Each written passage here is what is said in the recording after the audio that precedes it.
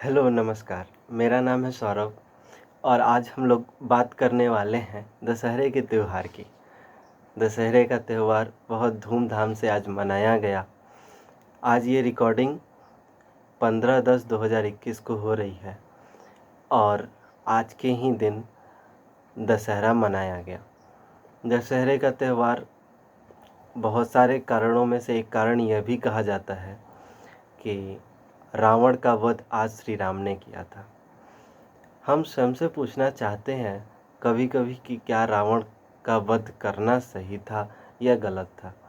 रावण का वध करना वास्तविकता में किसका वध करना था या किस ऐसे अनैतिक कार्यों का वध करना था जो रावण के रूप में वध करता हुआ दिखाया गया?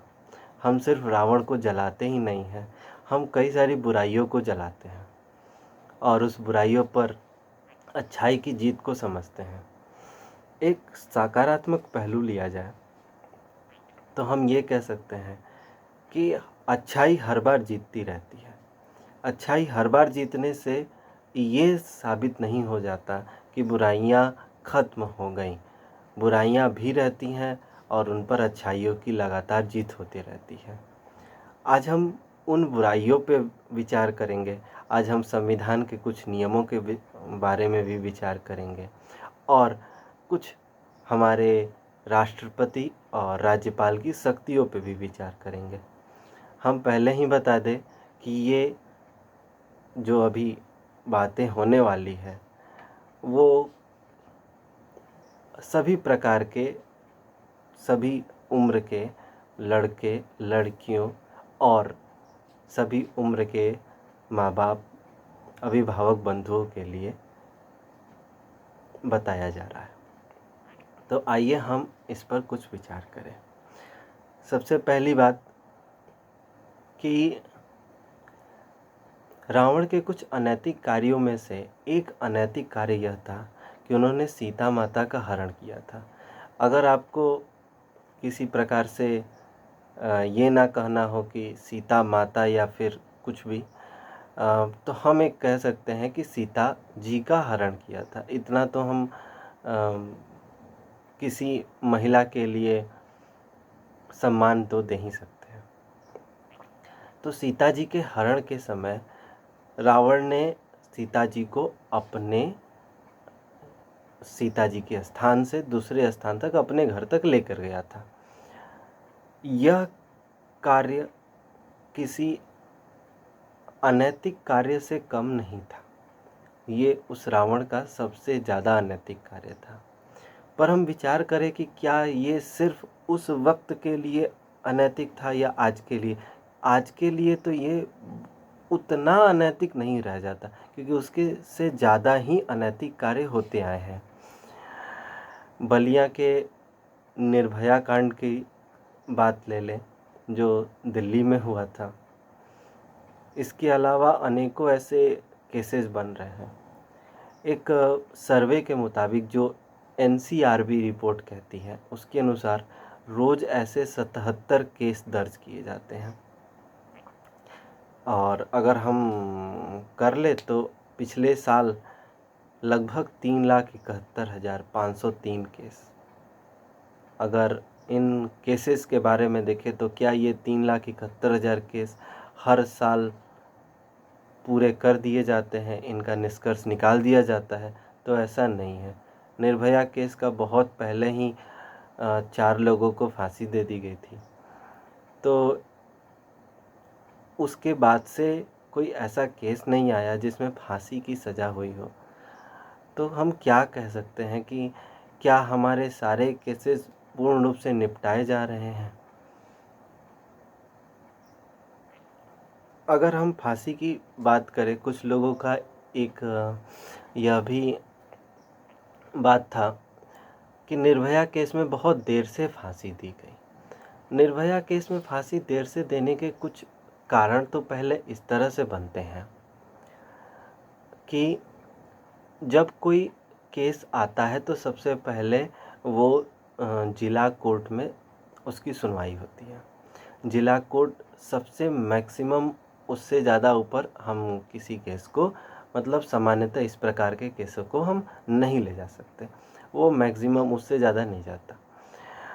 उसके बाद से जब उस केस में सुनवाई हो जाती है तो उस केस के बाद वो हाई कोर्ट के पास जाती है। हाई कोर्ट से उस सुनवाई के बाद फिर से वो केस सुप्रीम कोर्ट में जाती है। अगर सुप्रीम कोर्ट में भी फांसी की सज़ा बनाई रखी या फांसी की सज़ा दी है तो उसके बाद राष्ट्रपति के पास अपना एक दया याचिका हम दायर कर सकते हैं। दया याचिका दायर करने के कुछ तरीके हैं, जिनमें से हम एक पिटीशन टाइप से या फिर एक लेटर लिख करके दया याचिका 7 दिनों के अंदर दायर कर सकते हैं। जिस दिन से फांसी की सज़ा सुनाई गई है उसके 7 दिनों के अंदर दया याचिका पर सरकारें विचार करती हैं। थोड़ी बहुत बातें हम दया याचिका पर कर लेते हैं। देखिए, जब ऐसा कोई विचार राष्ट्रपति या राज्यपाल के पास जाता है तो राज्यपाल दया याचिका में फांसी की सज़ा को तो नहीं रुकवा सकता, लेकिन राष्ट्रपति के पास ऐसे अधिकार होते हैं जो फांसी की सज़ा को भी रुकवा सकते हैं। फांसी की सज़ा राष्ट्रपति सिर्फ अपने स्वयं की मर्जी से नहीं लेता। फांसी की सज़ा को रुकवाने का अधिकार राष्ट्रपति को मंत्रिपरिषद की सलाह पे लेनी होती है, और मंत्रिपरिषद की सलाह वही देता है, वही मंत्री बनते हैं जो उस समय सरकार में होते हैं। तो सरकार ही फैसला लेती है कि उस व्यक्ति को फांसी की सज़ा दी जाए या ना दी जाए। हाँ, ये हो सकता है कि राष्ट्रपति उस विचार को बहुत समय तक टाल सकता है, पॉकेट वीटो जिसको कहते हैं, अपने पॉकेट में, मतलब कि अपने पास उस विचार को रख सकता है कि इसका बाद में इसका विचार करके बताया जाएगा। तो इसके अलावा वो उस पर तुरंत निर्णय भी दे सकता है, पूरी तरह से समाप्त भी कर सकता है उसके केस को। जैसे अगर उसे कठोर कारावास दिया जाता है तो उसे कठोर ना दे करके सामान्य कारावास में बदल सकता है। ऐसे कई तरह से वो अपने क्षेत्र को, अपने क्षेत्र विस्तार को जानता है। राष्ट्रपति से अगर यह फैसला हो जाता है कि उसे फांसी दी जाए तो फिर से उसे फांसी दी जाती है। चलिए हम दोनों बातों को फिर से लिंक करके देखते हैं। एक इस प्रकार से कि एक व्यक्ति जिसको फांसी हुई है और जो फांसी पर लटकने वाला है, और एक व्यक्ति जिसे हम रावण कहते हैं और वो रावण को जलाया जाता है। दोनों को दोनों की अनैतिक कार्यों के लिए सज़ा दी जा रही है। तो अगर ऐसा है उस वक्त भी, इस वक्त भी, तो क्या इसके रोकने के लिए कोई कानून लागू है या लागू होना चाहिए, या सिर्फ कानून से काम चल जाएगा? यहाँ भी दो बातें बन करके आती हैं। पहली बात कि हाँ, कानून तो है और कानून का संशोधन भी किया गया है, पर अभी हम कानून की बात नहीं करेंगे। कानून के पीछे छुपे हुए नैतिकता के बारे में बात करेंगे। अगर कोई कानून बनता भी है तो वो सज़ा दे सकती है। क्या वो सज़ा के कारणों को बंद कर सकती है? हम उन सज़ा के कारणों पर विचार करते हैं। पहला कारण तो ये है कि सामान्यतः यह माना जाता है कि समाज में लड़कियों के रेप होने के कुछ कारण होते हैं। तो वो पहला कारण क्या है कि लड़कियों ने या तो छोटे कपड़े पहने होंगे, या फिर शराब पिया होगा, या फिर कुछ ऐसी हरकतें जो लड़कों को उतावला बना देती हैं। पर जब हम बात करते हैं 5 साल से कम बच्चियों के रेप होने का, तो उनकी प्रतिशतता सामान्यतः 27 से 29% तक है पूरे रेप में। तो उन्होंने कौन से छोटे कपड़े पहने होंगे, या फिर किस प्रकार से शराब पी होगी, या किस प्रकार का प्रलोभन दिया होगा लड़कों को, ऐसा तो बिल्कुल ही नहीं होगा।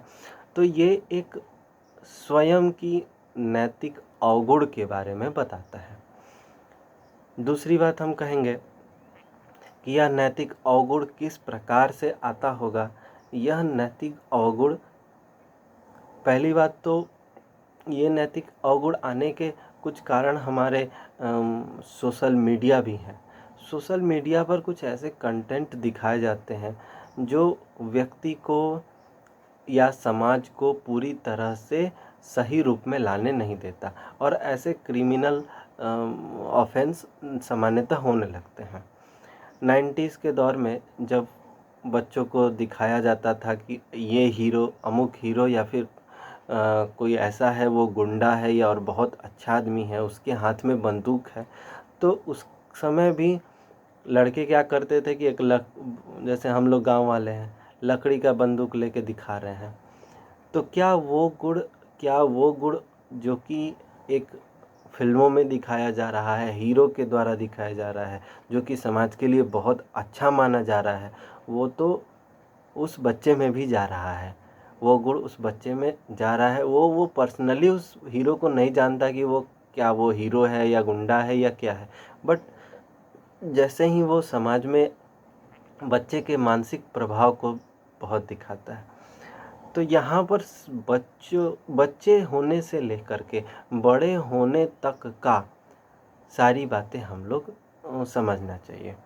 तो ये हमारे बच्चे से बड़े होने तक में जो संस्कारों का प्रादुर्भाव होता है, जैसे हम किसी महिला के लिए किन प्रकारों के विचारों को समझते हैं। जैसे अगर वो महिला घर की है तो हम किन प्रकार के विचार रखते हैं, या बाहर की हैं तो किन प्रकार के विचार रखते हैं। यह गुण हमारे सोशल मीडिया से भी आ सकता है बच्चों में, जो कि सामान्यतः आजकल हो रहा है। एक 2-2.5 साल या 3 साल का बच्चा अपने परिवार में बहुत ज़्यादा घुलने मिलने से ज़्यादा अपने उस मोबाइल में या फिर अपने टैबलेट में ज़्यादा घुल मिल जा रहा है, जो उसकी सेहत के लिए एवं उसके नैतिकता के लिए भी बहुत अच्छा नहीं है।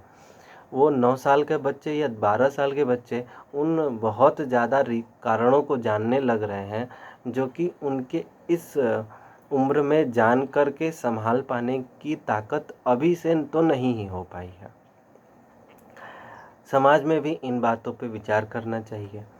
अभिभावक को भी अपने बच्चों में भी इन प्रकार के विचारों को संभाल के और मोबाइल के गुणों को देखते हुए हम बचपन से ही इन अवगुणों को दूर कर सकते हैं, नैतिकता को बना सकते हैं। अब इन नैतिकता को हटा दे तो किन प्रकार की नैतिकता को डाला जाए। सबसे पहली एक नैतिकता जो कि इन सभी अवगुणों को दूर कर सकती है, वो नैतिकता है सेवा की भावना। सेवा की भावना जो कि किसी एक त्याग से निकल कर के बात आती है। सेवा की भावना अपने आप को बिना किसी स्वार्थ के दूसरों के लिए निछावर कर देना, दूसरों के लिए दे देना, वो कहलाती है सेवा की भावना। सेवा की भावना जब आती है तब अपने आप ही स्वयं ही त्याग की भावना भी निकल कर के आती है। सेवा और त्याग ही सच का रूप है।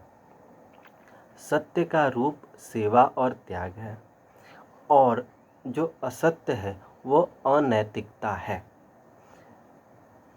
हमें लगता है कि कुछ लोगों को समझ में ज़रूर आया होगा कि हम किस बारे में अभी तक पहुँचे। यहाँ पर अनैतिकता को असत्य का रूप दिया जा रहा है और सेवा एवं त्याग को सत्य का रूप दिया जा रहा है। सेवा एवं त्याग ही है जो कि किसी व्यक्ति में, किसी पुरुष में, किसी महिला में, किसी लड़की में या किसी बच्चे में नैतिकता की भावना को ला सकता है। तो आप सबको विजयदशमी की बहुत बहुत शुभकामनाएं, और इस विजयदशमी आप लोगों के अंदर भी सेवा और त्याग की भावना आए, और आप हमें इसी तरह हमारे चैनल को प्यार देते रहिए। Thank you.